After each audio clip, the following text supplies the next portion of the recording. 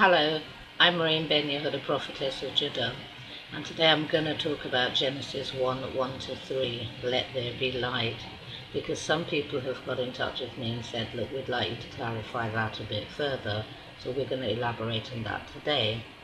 Now, in the beginning, when the earth was void, and darkness was above the surface of the deep, and the spirit of Elohim hovered above the surface of the waters, Elohim spoke and said, let there be light.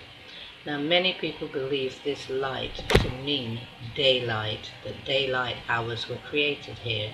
That is not the case.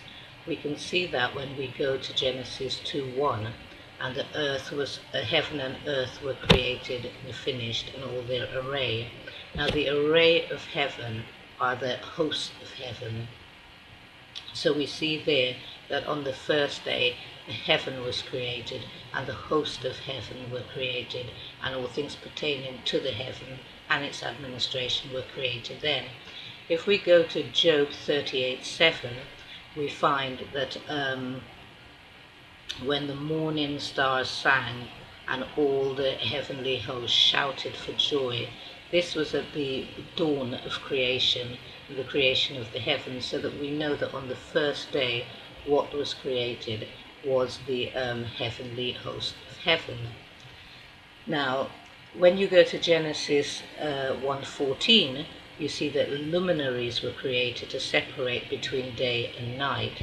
That is not the case in Genesis 1 to 3. What we see in there is that the heavenly hosts were created. Now, if you go to Isaiah 37:16, you will find, and the Lord of hosts. The host pertains to the divine beings, the holies or angels, more popularly known. So everyone knew that these angels existed, but yet if you go through the entire 6 days of creation, not once are they mentioned. So we have to glean from the text where these divine beings were created, when and where. So we know with light it's always been attributed to the holies as though they have an aura of light around them.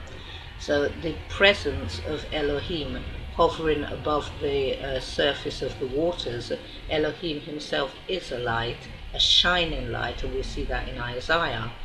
So when he created light, let there be light, he was saying, let us have more of this light, more of the holies. So angels were created on that day, and not the light of the luminaries that separate between night and day and serve for signs and for festivals. Now in 1 Kings 22:19, you'll find the prophet Micah who saying that I saw the Lord of heaven and all his angels round about standing on the right and on the left of him. So there we see, and this is a constant theme that goes throughout the Chumash, that they are divine beings, and we know that they had to have been created because they didn't exist with Elohim from the beginning.